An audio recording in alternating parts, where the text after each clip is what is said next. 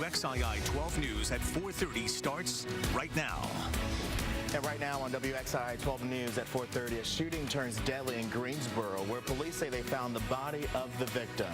Plus, nothing like that or nothing close to it. It was pretty frightening. a neighborhood shook by an officer-involved shooting. What police are now revealing about the moments leading up to that deadly gunfire. And the Triad is getting its fair share of rain, folks, when we could see some much-needed sunshine once again. But first, at 4:30 breaking news this Wednesday morning, here's a live look at Phillips Bridge Road in Winston-Salem. Watch out for this area when you're headed on the road this morning. Crews closed it overnight after the heavy rainfall caused trees and power lines to topple over. This is between Ridings Road and Steyer's Ferry Road. Officials say it could be several hours before the lines are repaired and that road is reopened. But you see those trees easily covering that roadway there. Right now, Duke Energy is reporting there are over 900 power outages in Winston-Salem alone. Crews are assessing that damage right now. We'll have more updates as soon as we get them into the newsroom, including a restoration time. In Rockham County this morning, a man is rescued overnight from fast-moving water. Officials say he was inside his car near River and Grogan Roads in Stoneville. That road is washed out there. Thankfully, though, no one was injured. And before we get a check your forecast, I want to check the traffic maps. This coming again within the past 5 minutes.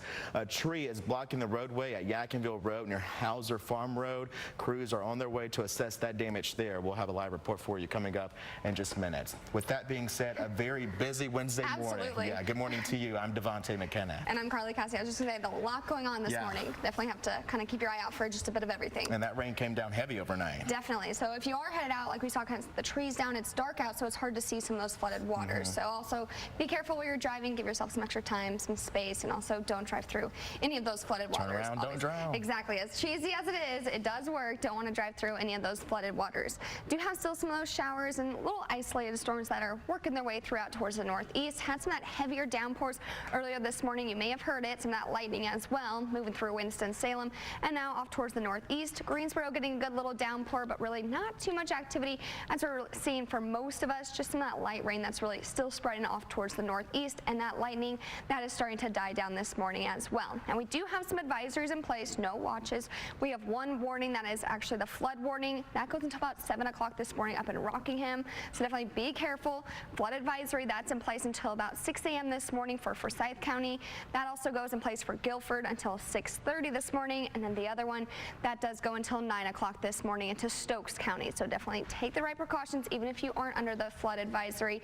Be careful out there. Drive slowly because we still have some of that rain that's passing through down from the south. So just some of those spotty showers kind of down here around Charlotte. So if your commute takes you down to the south, got some of that activity down there as well. Otherwise, we're just going to kind of continue to see really as we go throughout the afternoon and evening hours. So not changing a whole lot from yesterday, but I think most of that activity, the heavy downpours, mainly to the afternoon, the evening hours. 70% today for the Triad as well as the foothills into the mountains. 84 this afternoon for the Triad, foothills 81, and then for the mountains, high about 75. So still going to be feeling muggy, so maybe cloudy. Could have some of those heavy downpours at times as well. And then really as we go into Thursday, Friday, Devontae was talking about that sunshine, we start to get it back and a chance to dry out. So we'll talk about that full forecast for you coming up in more details in just a few minutes.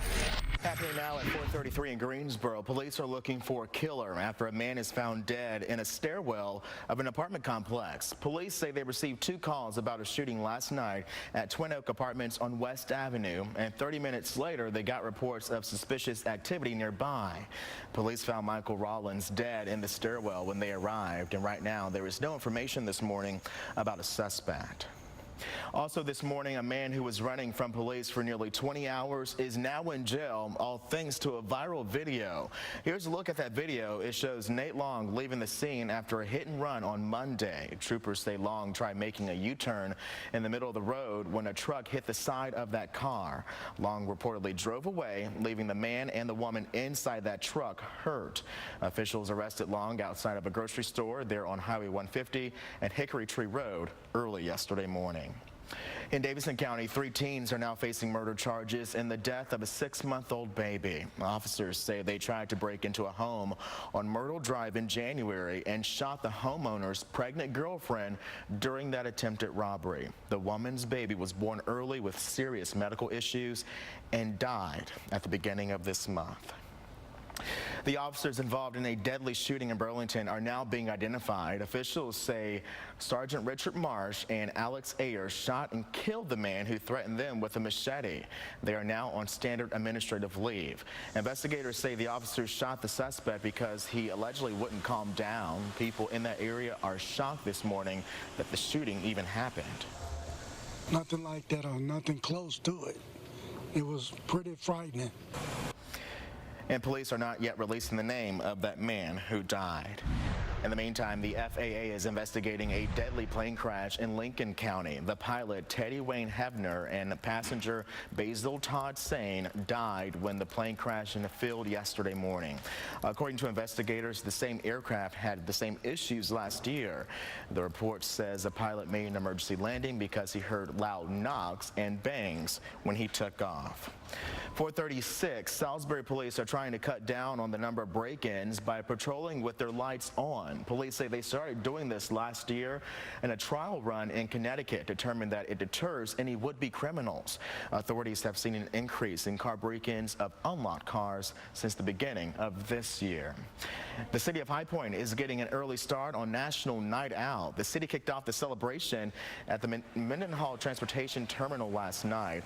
This is High Point's first year taking part in the nationwide movement to build police community partnerships, something Police Lieutenant Curtis Cheeks says is much needed. Events like this give them an opportunity to sit down and have unrushed conversations with police and fire and kind of understand how we're unique, we're different, how we serve them compared to what some other agency or city may do. Last night's event was a prelude to what the August 7th celebration will be like. Lieutenant Cheeks says several neighborhoods have already signed up to be a part of National Night Out. We are wrapping up our summer food drives today. Meteorologist Brian Slocum and sports reporter Chris Lee will be there collecting donations to help the Second Harvest Food Bank feed our hungry neighbors. We'll be set up this morning at Brunson Elementary School on Hawthorne Road from 5 o'clock until 6:30 tonight. Between all of our food drives so far, this is pretty cool. We've collected enough donations for more than 98,500 meals. Thanks to you all at home. Yeah, such a close call. New video this Wednesday morning of an officer saving a man from getting hit by a train. Also ahead, she had the grades but not the money for school, who she is now thanking for changing that situation. Good Wednesday morning. We are seconds away from 4:38. We'll be right back.